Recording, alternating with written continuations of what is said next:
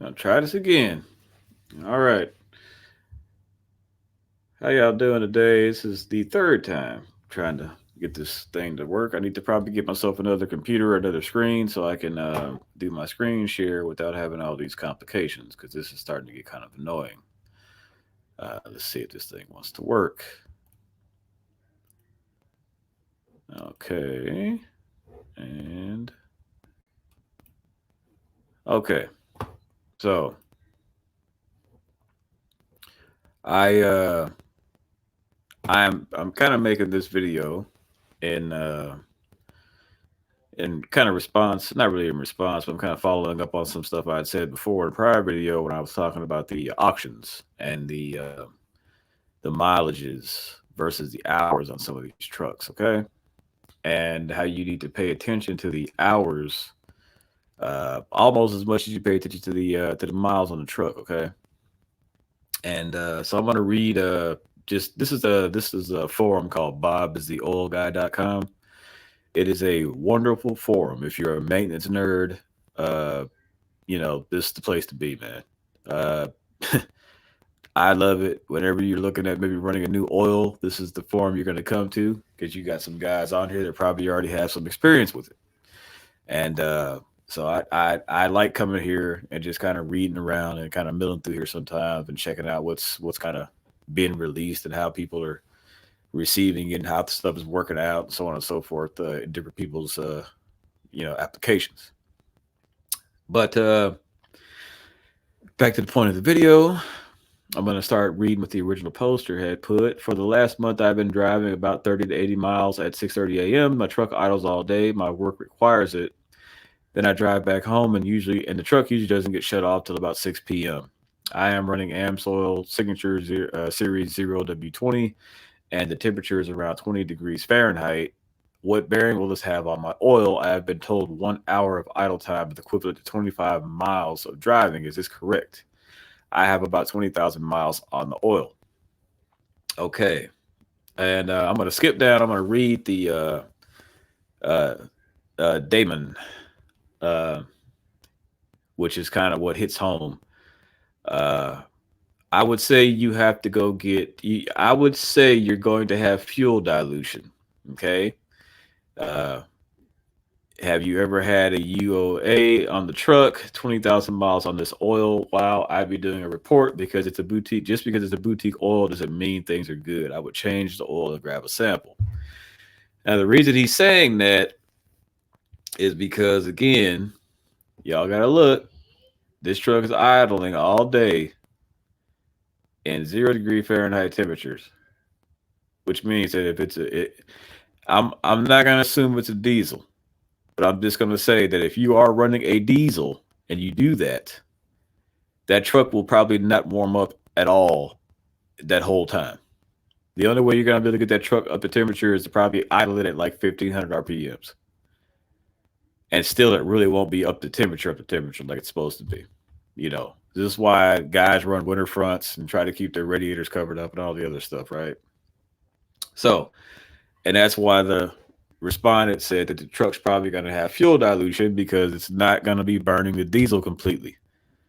We've all been, up north in the winter, and you can drive by a truck stop. Hell, man, if it's 5 or 10 degrees outside, you drive by the truck stop, man, and you can smell the diesel in the air.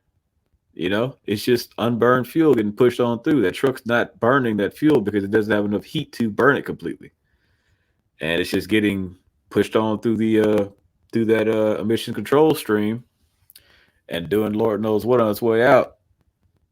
Let alone the reason you're going to get fuel dilution is because when you start washing those cylinders with that diesel that doesn't get burned, it gets into your fuel. So it just washes down it washes past those rings, gets into your fuel. It also scrubs the oil off of your rings. This is likely one of the reasons why Detroit Diesel uh, doesn't recommend using anything over 5% biodiesel in their engines and the DD series engines because they know full well the effect of the biodiesel and it's the fact that it doesn't really burn off as cleanly as clear diesel does. When you have a situation where you might have a little bit of fuel dilution. If you end up with some fuel dilution, a lot of times that diesel will end up cooking itself off in your oil when your oil gets up to temperature. But the biodiesel won't do that, at least not at the same temperature that the diesel will. And the biodiesel will wash the cylinders, I guess, more efficiently than the regular diesel fuel will. So you will end up losing whatever oil you had on your cylinders if you do end up in a severe situation like that, where you just have a truck running in a very cold temperature, and you have, which you're not going to probably have unless you come from the south and go to the north in the winter, because up north they're not going to be selling you a lot of biodiesel in the wintertime like that anyway. They're going to probably sell nothing but clear diesel. So, but I'm just explaining to y'all the way this stuff works. Okay, so y'all get my gist right there. I'm going to try to bump back out. I'm going to look at a couple of trucks real quick and show y'all kind of another example, in my opinion, of why that's or how you end up kind of seeing this and showing up when you go shop for a truck. So right here, this is a 2018 Freightliner Cascadia. Okay, and I remember looking at this truck at Penske before it came to auction, and they wanted like $45,000 to $49,000 for it or something. I think they were selling this truck out of Dallas or Fort Worth, and it's a UPS team truck. Okay, and so I know a lot of y'all are looking at it and saying, "Man, it's 2018. It's got 747,000 miles on it, right?" So do a little bit of calculation here real quick. This is what I want y'all to pay attention to. Okay, I'm gonna exit. I'm gonna get my little calculator up. So you get now you saw in the story from the Bob was the Oil Guy forum, he was saying Ford considers every idle to be worth about 33 miles driven. This truck has, again, 747,000 miles, 747,639, and it has 13,569 engine hours. So we'll go with that 13,569. We're going to multiply that by 55 miles an hour. And look what we get. We get 746,295 miles. That's pretty close. Okay. So I want y'all to kind of consider when, it's a trade-off. But, okay. Yeah, my wife shouting up here.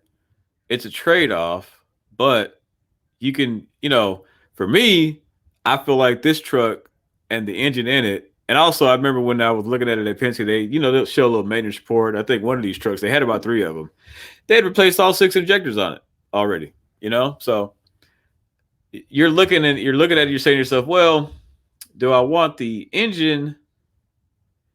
Is the engine going to be better off running in its designed function because you're basically doing the same thing.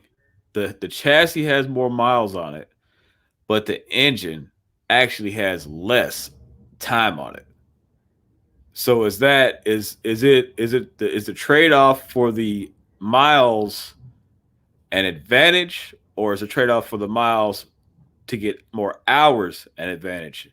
And I guess what I'm starting to figure is you're probably better off going with the miles on the truck and less hours on the engine than you are with more hours on the engine and less miles on the truck. Because if you have more hours on the engine and less miles on the truck, you already know what the situation was. You know where you were in a situation where that truck idled a whole lot, and it's doing something that it's really not designed to do for a prolonged period of time. And I think this is probably an explainer as to why a lot of people have problems with their emission control system, because they idle their trucks a lot. So, I'm going to see if I can get another one of these to pop up just to give you an example. So again, here, man, you're looking at 747,000 miles at 13,569 hours. Okay. And And let's go see if we can find the other one. That'll show us how many hours it has.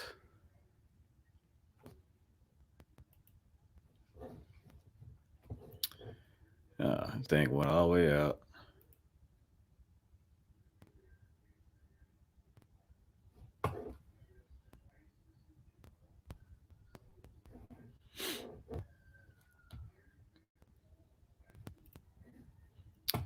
Come on. Got to find one that's got, you know, there's a truck in this list that's on the other side of the spectrum, and it's got fairly low miles, but the hours are actually higher than they should be, all things considered, when you run the calculation at 55 miles an hour. So, and I think it's which truck is it?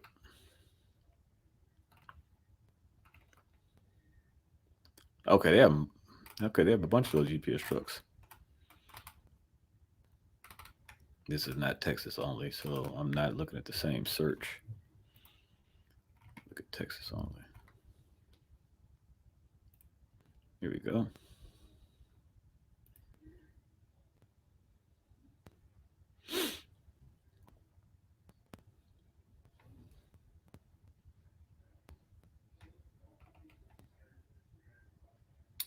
I'll get past all the Peterbilts and we should be in business. Let me see, get this thing to load.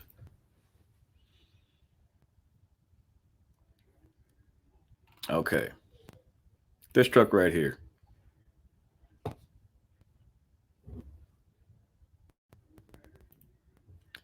So this truck right here, once it loads, I'll show y'all essentially. This truck is a 2013, got 13,315 hours on it. Hey, little dude, can you take your shoes off? Take your shoes off. Let me see that. Take your shoes off before you come in, please. I'll put it back together for you. Take your shoes off, though. Take your shoes off, please.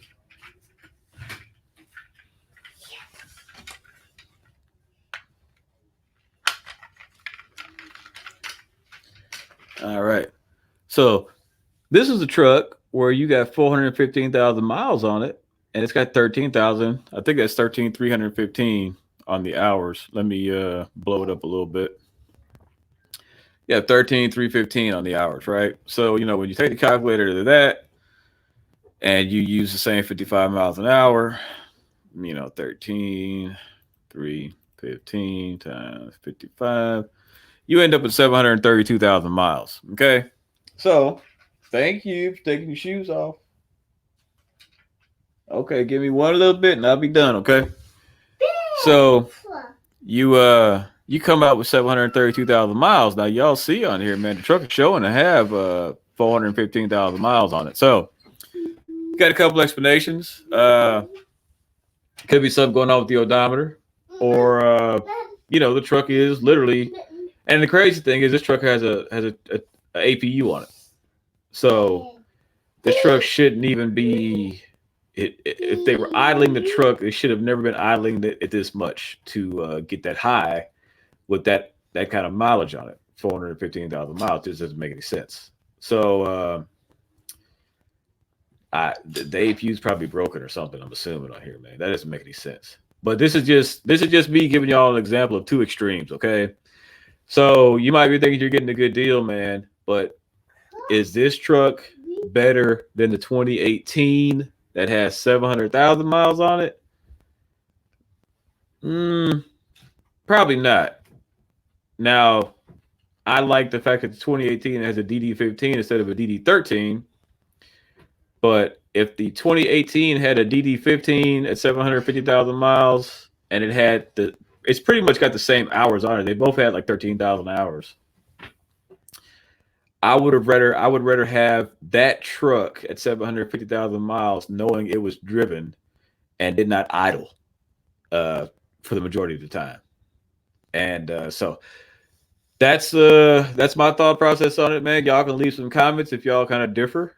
with the way I see it. But just something to give y'all something to think about, man. And again, hey man, y'all get your Nexus, get your laptops, and when y'all get out here to look at these trucks, man, y'all plug up into these computers and see what's really going on with them. Look at the hours, look at the idle hours, the fuel consumption. You can look at all that stuff on there, man. Regens, the whole shebang, and kind of see if it's worth you dealing with or not, you know. But I got a little dude up here. He wants my attention, so I'm gonna break off this video. I want y'all to keep on making your money in your trucking. Stay safe out there, and we'll talk to y'all later.